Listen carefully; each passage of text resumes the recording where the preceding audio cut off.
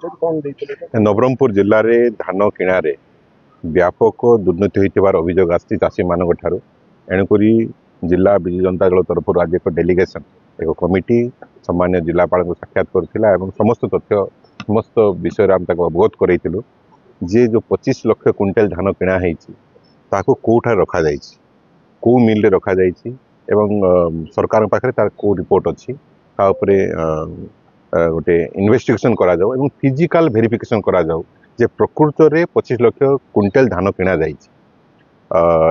एवं सरकार को से विषय रे आमे अवगत करया पई जेहेतु कि आमर जहाँ पाखे आम पाखे जहाँ खबर अच्छी विशेषकर 4 गोटी लैंप्स व्यापक अनियमितता होती धान किणारे एंट्री रे जो डाटा एंट्री करा जाए चाषी मान फेक एंट्री एवं लोके कागज पत्र रे धान बिका जाए प्रकृत धान बिका जाए पाखापाखि 5 लाख क्विंटाल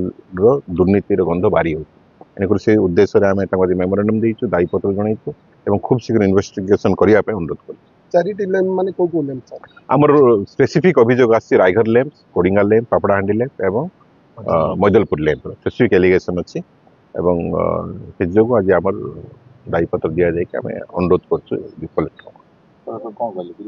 से इन्वेस्टिगेशन करेंगे फिजिकल वेरिफिकेशन करी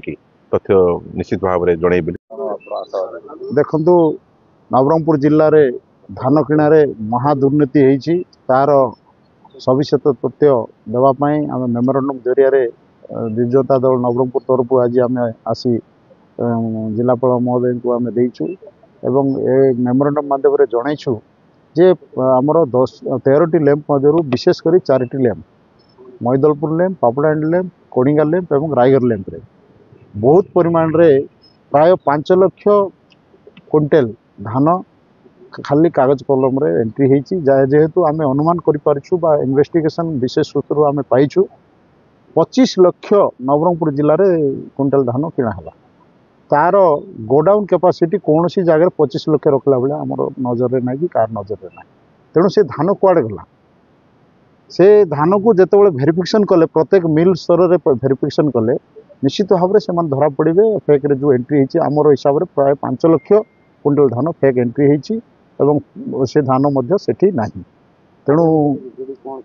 आगामी दिन में निश्चित भाव में जिलापाल महोदय को आम जनइछु जिलापाल महोदय प्रतिश्रुति देइछन्ति खूब शीघ्र इन्वेस्टिगेशन करके आमको जनइबे नचेत आगामी दिन में राजरास्ता आम